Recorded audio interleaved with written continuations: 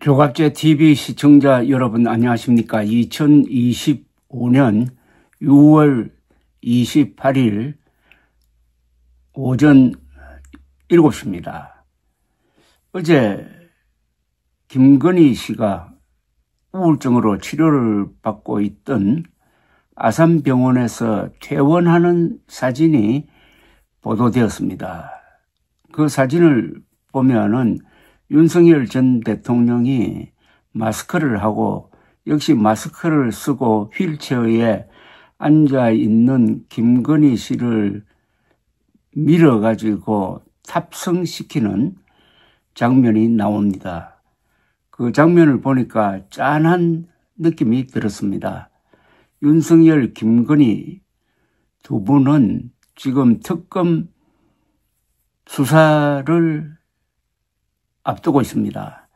오늘 윤석열 전 대통령은 내란 특검 조사를 받기 위해서 서울 고검에 있는 특검 사무실로 출두를 합니다. 지하실로 들어가서 바로 조사실로 갈 수 있도록 해달라고 윤석열 측에서 요구를 했지만은 특검은 그렇게 하지 못한다라고 했고, 그래서 아마 포토라인에서 기자들의 질문을 받을 가능성이 높습니다. 두 사람에 집중된 세계 특검에 동원되는 검사 수가 100명을 넘습니다. 앞으로 한 3개월 정도 언론을 뒤덮을 것입니다. 3년 전만 해도 두 사람은 국민들의 축복을 받으면서 권좌에 올랐습니다.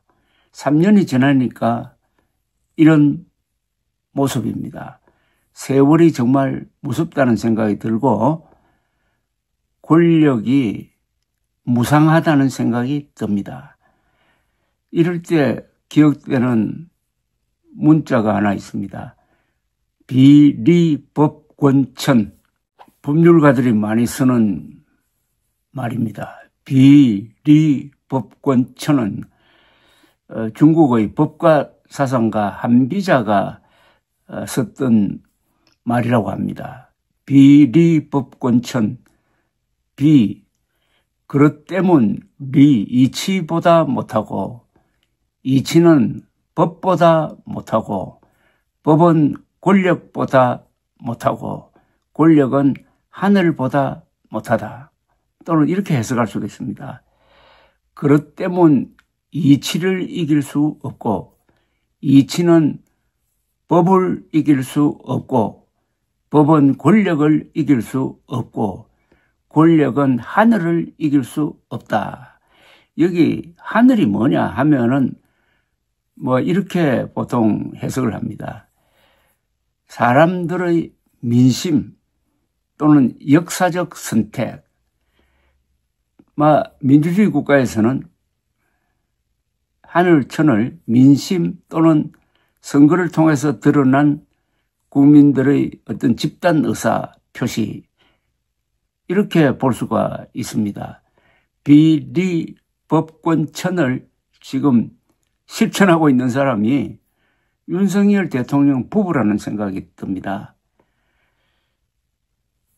지난해 총선, 그리고 올해 탄핵 국면, 파면, 그리고 조기 대선, 이재명 대통령 등장, 이런 걸 거치면서 가장 강력한 권력을 가지고 있었던 윤석열 전 대통령 부부가 지금 휠체어를 밀고 타고 있는 모습으로 바뀌었습니다. 한편 지금 이재명 대통령 부부를 생각하게 됩니다. 어제 발표된 한국갤럽의 여론조사에 따르면 이재명 대통령은 성공적입니다. 이재명 대통령이 잘한다는 여론이 60%를 넘습니다. 그리고 국민의힘의 지지율은 20%대로 떨어졌습니다. 그리고 경제 전망도 낙관으로 돌았습니다. 특히 앞으로 향후 1년 동안 경제가 잘 될 것이다 라는 낙관론이 50%를 넘는데 이 수치는 지난 8년 사이 최고치입니다. 지금 뭔가 정권이 바뀌고 나서 국민들이 뭔가 잘 될 것이다 하는 이런 기대감이 높은 것이 사실입니다.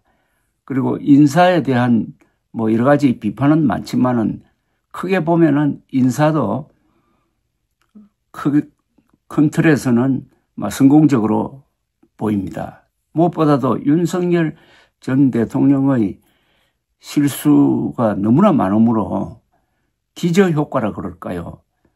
반사적으로 이재명 대통령은 지금 잘 나가고 있고 그게 그분의 표정에 드러나고 있습니다.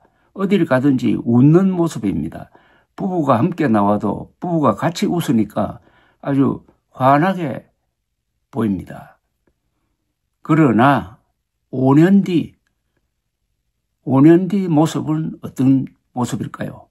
5년 뒤 권력을 내려놓을 때 이재명 부부의 모습은 어떤 것이 될지 하는 생각을 갖게 하는 것이 오늘 언론에 보도된 휠체어를 미는 윤석열 대통령 사진이었습니다. 이럴 때 제가 가끔 인용하는 문장이 하나 있습니다. 문무왕의 유언입니다. 7세기 말에 문무왕이 돌아가시는데 아주 감동적인 유언을 남겼고 이게 삼국사기에 그 전문이 실려 있습니다. 문무왕은 약 20년 동안 재위하면서 백제를 멸망시키고 당나라와 손을 잡고 그리고 왜군이 백제를 부흥시키기 위해서 약 3만 명을 보냈을 때 그 왜도 물리치고 백총강을 해전해서 그리고 고구려도 멸망시키고 당나라가 내친 김에 신라까지 먹으려고 하니까 그 당과 7년 전쟁을 통해서 당나라도 한반도에서 몰아내고 그게 서기 676년입니다.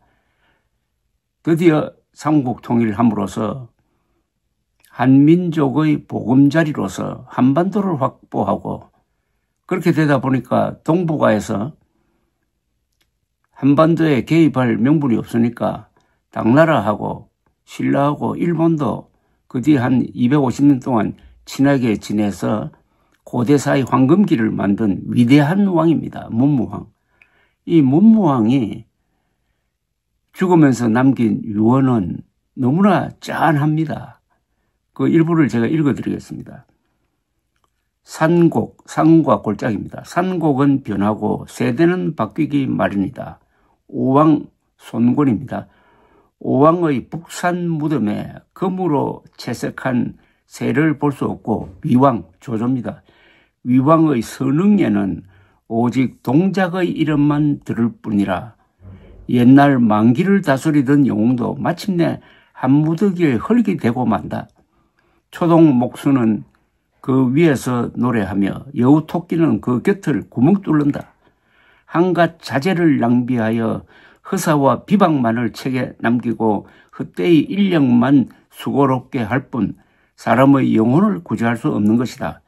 고요히 생각하면은 마음의 아픔을 금할 수 없으니 이와 같은 것들은 내가 즐겨하는 바 아니므로 죽은 뒤 10일이 되면은 창고 문의 바깥뜰에서 인도의 식에 따라 화장하여 장사 지내고 복의 경중은 규정이 있으나 초상할 때 그 상자입니다. 상의 제도는 애써 금약하게 하라. 변성의 진수와 주현의 과세도 꼭 필요치 아니하면은 모두 헤아려서 폐하고 율령과 격식 중 불편한 것이 있으면 곧 고치도록 하라. 사방에 포고하여 이 뜻을 널리 알게 하고 소속 관원은 곧 시행하라. 바로 화장, 우리나라 역사상 처음으로 화장을 한 분입니다. 불교식으로. 이걸 읽어보면 이런 느낌이 듭니다. 문무왕의 인간됨을 느끼게 합니다. 천하 대란의 시대에 태어나서 산전수전을 다 거친 대인물의 폭과 깊이를 드러낸 문장입니다. 그래서 문무왕의 이 유언이 너무나 감동적이라고 해서 한 일본 역사학자가 그것만 가지고 논문을 쓴 걸 제가 읽은 적이 있습니다. 50대에 죽은 문무왕 김범민이 자신의 몸을 불살라 그 죄를 바다에 뿌리게 한 것은 지금 권력을 잡았다고 오만과 위선에 빠져 있는 불나비 같은 인사들에게 주는 좋은 가르침이 아닌가 하는 생각도 듭니다. 민족 사상 최대의 업적을 남긴 인물이 죽음 앞에서 보여주고 있는 인생 무상의 겸허함, 5년짜리 권력이 영원할 것이라고 착각하고 전통과 인륜과 예절을 깡그리 무시하면서 덤비고 있는 사람들의 마지막 모습이 어떨지 하는 생각을 갖게 하는 글이라서 소개를 해 드렸습니다. 비리법권천. 그렇 때문 이치를 이길 수가 없고 이치는 법을 이길 수가 없고 법은 권력을 이길 수 없고 권력은 하늘을 이길 수 없다. 감사합니다.